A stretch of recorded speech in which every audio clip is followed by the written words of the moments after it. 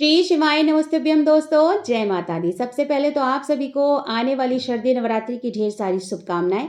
साल 2025 में 22 सितंबर दिन सोमवार से नवरात्रे प्रारंभ हो रहे हैं। आज इस वीडियो में आपको संपूर्ण जानकारी देने वाली हूँ, पूरी पूजा विधि बताने वाली हूँ कि बिना कलश स्थापना किए हम 9 दिनों तक माता की किस तरह से पूजा अर्चना कर सकते हैं। क्योंकि ऐसे बहुत से लोग हैं जो बहुत ही ज़्यादा व्यस्त होते हैं, नौकरी में जाना पड़ता है उनको बाहर, तो उतना समय वो पूजा पाठ में नहीं दे पाते हैं, लेकिन उन्हें भक्ति भी करनी है, 9 दिनों तक माता की चौकी भी लगानी है, तो वो किस तरह से बिना कलश स्थापना किए पूजा कर सकते हैं, इसकी संपूर्ण पूजा विधि मैं आपके साथ शेयर करने वाली हूँ। बहुत सारे ऐसे लोग होते हैं ना जो घर पर रह कर के ज़्यादा समय दे करके पूजा पाठ नहीं कर पाते हैं, तो ये वीडियो उनके लिए बहुत ही ज़्यादा महत्वपूर्ण होने वाला है। तो चलिए देख लेते हैं कि हम बिना कलश स्थापना किए 9 दिनों तक माता की चौकी लगाकर किस तरह से पूजा अर्चना कर सकते हैं। उत्तर या पूर्व की दिशा में हमें चौकी लगाना है। चौकी जहां पर लगाएंगे उस स्थान को अच्छी तरह से साफ स्वच्छ कर लेना है। चौकी पे मैंने यहाँ पर लाल रंग का साफ स्वच्छ कपड़ा बिछा लिया है। चावलों का आसन देकर या पुष्पों का आसन देकर हमें इस तरह से माता की फोटो, प्रतिमा, मूर्ति आपके पास जो भी हो हमें विराजमान करनी है। माता की फोटो को विराजमान करने के बाद हम सर्वप्रथम पूजनीय गणेश जी को स्थापित करेंगे। अगर आपके पास गणेश जी नहीं है तो आप खड़ी सुपारी को भी चौकी पर रख सकते हैं। खड़ी सुपारी के स्वरूप में भी आप गणेश जी की स्थापना कर सकते हैं। सर्वप्रथम हमें भावपूर्ण स्नान कराना है। वस्त्र के रूप में मैंने माता को रक्षा सूत्र यानी मौली पहना दी है। अब हम माता को चुनरी पहनाएंगे। उसके बाद हमें गणेश जी को जनेऊ पहनाना है। तो यहाँ पर मैंने पीला जनेऊ लिया है। अगर आपके पास दोस्तों पीला जनेऊ नहीं है तो आप मौली को ही वस्त्र के रूप में गणपति जी को पहना सकते हैं। सर्वप्रथम हमें यहाँ दीप प्रज्वलित करना है और दीप प्रज्वलित करने के बाद हम बाकी की पूजा प्रारंभ करेंगे। सर्वप्रथम हमें गणेश जी का तिलक करना है, तो हम पीले चंदन से गणेश जी का तिलक करेंगे और उसके बाद लाल रोली से माता जी का तिलक करेंगे। माता के जितने भी स्वरूप बने हुए हैं हमें सभी को अच्छी तरह से लाल रोली लगानी है। दिए को भी टीक देंगे, थोड़ा सा पूजन हम दिए को भी कर लेंगे। तो इस तरह से यहाँ हम लाल रोली का तिलक कर देंगे और थोड़े से अक्षत जो है वो अपने दिए में चढ़ा देंगे। अब देखिए, कलश की स्थापना अगर आप नहीं कर पा रहे हैं किसी कारणवश, तो यहाँ पर आप सूक्ष्म कलश की स्थापना कर सकते हैं। इसे कैसे तैयार करना है चलिए बता देते हैं। आप मिट्टी का कलश लेना चाहते हैं मिट्टी का ले लें, पीतल का लेना चाहते हैं पीतल का ले लें, या चांदी का है तो आप चांदी का भी ले सकते हैं। यहाँ पर मैंने पीतल का लिया हुआ है।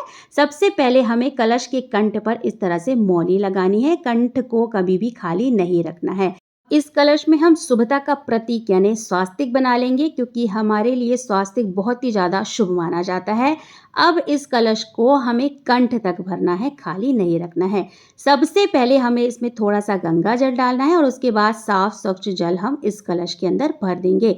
ये एक प्रकार का सूक्ष्म कलश होता है दोस्तों। अगर आप कलश की स्थापना नहीं कर पा रहे हैं तो इस तरह से सूक्ष्म कलश की स्थापना कर सकते हैं। इस जल में हम हल्दी की गांठ, खड़ी सुपारी, अक्षत, रोली, चंदन और थोड़े से पुष्प डाल देंगे। और ये देखिए हमारा सूक्ष्म कलश तैयार हो गया है। और इसके ऊपर चावल से भरा हुआ एक पात्र रख देंगे। इस तरह से मैंने ये एक छोटी सी प्लेट ली है और उसके ऊपर चावल रख दिए हैं। ये हमारा सूक्ष्म कलश तैयार हो गया है और इस कलश के ऊपर एक का सिक्का रख देंगे। अगर आप बड़े पैमाने पर पूजा नहीं कर पा रहे हैं किसी कारणवश, तो आप सूक्ष्म कलश की स्थापना कर सकते हैं। माता के सीधे हाथ की तरफ थोड़े से चावलों का आसन देकर इस सूक्ष्म कलश की हम स्थापना कर देंगे। कि जिनके पास बहुत ज़्यादा समय नहीं है कलश स्थापित करने का, तो वो इस सूक्ष्म कलश की स्थापना कर सकते हैं। अब यहाँ पर हमें एक पानी वाला नारियल लेना है।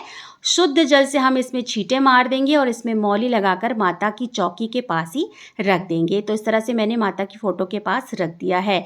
अब हमें सभी जगह पर पुष्प अर्पित करने हैं। तो सबसे पहले हम नारियल पे पुष्प अर्पित करेंगे, फिर हम माता जी पे पुष्प अर्पित करेंगे। देखिए मैंने यहाँ पर लाल फूल लिए हैं। अगर आपको किसी कारणवश लाल फूल नहीं मिल पाते हैं तो आप बिना फूलों के भी पूजा कर सकते हैं, क्योंकि पूजा जो है वो भावपूर्ण की जाती है। तो जो चीज़ नहीं मिल रही उसके पीछे हमें नहीं भागना है। जो सामान हमारे पास है हमें अपनी पूजा उसी से संपन्न करनी है। सभी जगह पर हम पुष्प अर्पित कर देंगे। कलश के पास भी रख देंगे, गणेश जी के पास भी रख देंगे और अपने दिया जो हमने प्रज्वलित किया है वहाँ पर रख देंगे। देखिए, अगर आपके पास माता के श्रृंगार की व्यवस्था हो जाती है तो बहुत अच्छी बात है। अगर प्रथम दिन किसी कारणवश नहीं हो पा रही है तो पूरे 9 दिनों में से किसी भी एक दिन जो है वो आप माता को श्रृंगार अर्पित कर सकते हैं। 16 श्रृंगार अर्पित नहीं कर पा रहे हैं तो 5 श्रृंगार की चीज़ें या 7 श्रृंगार की चीज़ें माता को अर्पित कर देंगे। इस तरीके से हम माता को स्पर्श कराते हुए चौकी के पास रख देंगे। ये 9 दिनों में से किसी भी एक दिन आपको चढ़ानी होती है श्रृंगार की सामग्री। माता का सर्वप्रिय भोग जो है वो है बताशा और 2 फूल वाली लौंग। इस पर हम 2 इलायची भी रख लेंगे। देखिए, 9 दिन में 9 भोग लगाए जाते हैं, लेकिन अगर आप व्यवस्था नहीं कर पा रहे हैं तो ये भोग जो है वो बहुत ही ज़्यादा प्रिय है। आप बताशा, 2 फूल वाली लौंग और 2 इलायची का भोग लगा सकते हैं। माता को स्पर्श कराते हुए हम वही चौकी पर रख देंगे। गणेश जी को भोग लगाएंगे और फिर हम यहाँ पर फलों का भोग लगा देंगे। जो भी ऋतु फल है उसका भोग लगाकर इस तरह से स्पर्श कराते हुए हम भोग वहीं चौकी पर स्थापित कर देंगे, वहीं पर रख देंगे। जो भी मिठाई वगैरह है उसका इस तरह से भोग आप लगा सकते हैं। तो यहाँ पर मैंने भोग लगा दिया है।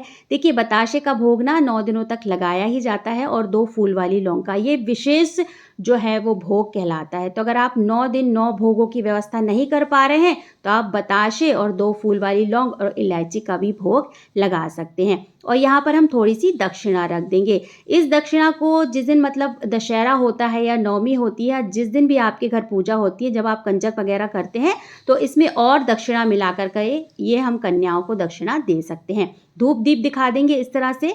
तो इस तरह से हम बहुत ही आसानी से बिना कलश स्थापना किए कम सामान में और कम समय में पूजा कर सकते हैं। अब यहाँ पर हम आरती कर लेंगे। अगर आपके पास समय है तो आप 9 दिनों तक होम अग्यारी दे सकते हैं, क्योंकि होम अग्यारी का बहुत ही ज़्यादा विशेष महत्व बतलाया गया है। एक प्रकार से हम माता को भोग देते हैं होम अग्यारी में। अगर इतना समय नहीं है तो आप कर्पूर्व की आरती कर लीजिए। एक प्रकार से हमें अग्नि जो है वो प्रज्वलित करनी होती है, तो इस तरह से हम कर्पूर्व की आरती कर लेंगे। अगर आपके पास ज़्यादा समय नहीं है तो आप ज़्यादा विचलित मत होइए, ज़्यादा परेशान नहीं हुए। कम सामान के साथ और कम समय के साथ भी जो है वो पूजा की जा सकती है, भक्ति की जा सकती है। इस तरह से हम माता की आरती कर लेंगे।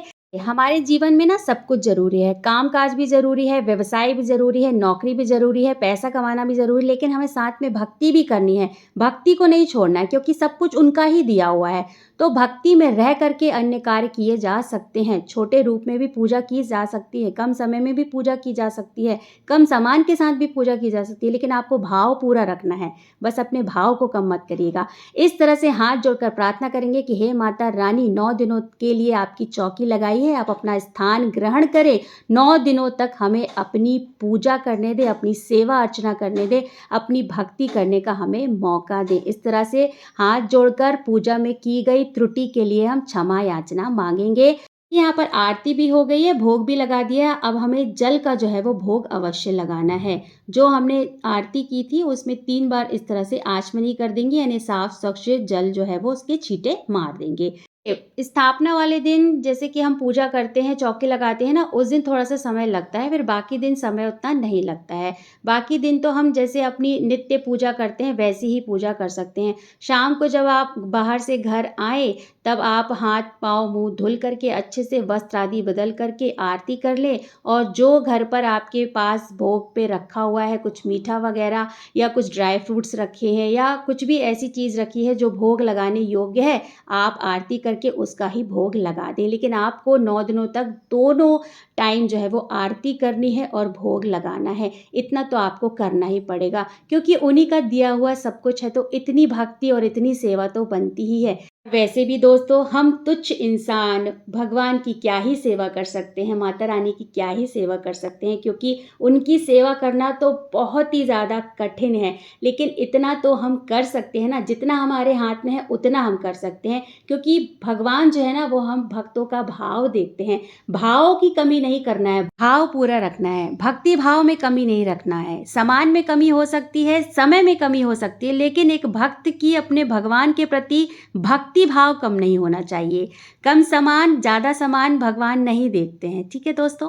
तो यहाँ पर मैंने आपको कम सामान में बिना कलश स्थापना के किस तरह से आप 9 दिनों तक माता की चौकी लगाकर पूजा कर सकते हैं, उसकी संपूर्ण जानकारी दे दी है। जिनके पास समय कम है तो वो इस विधि को अपना करके 9 दिनों के लिए माता की चौकी लगाकर उनकी पूजा अर्चना कर सकते हैं। तो दोस्तों आशा करती हूँ आपको ये वीडियो पसंद आया होगा। दोस्तों अगर वीडियो पसंद आए तो वीडियो को छोटा सा एक लाइक कर दीजिएगा और साथ ही साथ अपने ही चैनल दीपिकास टिप्स कॉर्नर को जरूर से सब्सक्राइब कर दीजिएगा। बहुत जल्द मिलते हैं एक नए वीडियो के साथ, एक नई जानकारी के साथ। तब तक के लिए श्री शिवाय नमस्तभ्यम।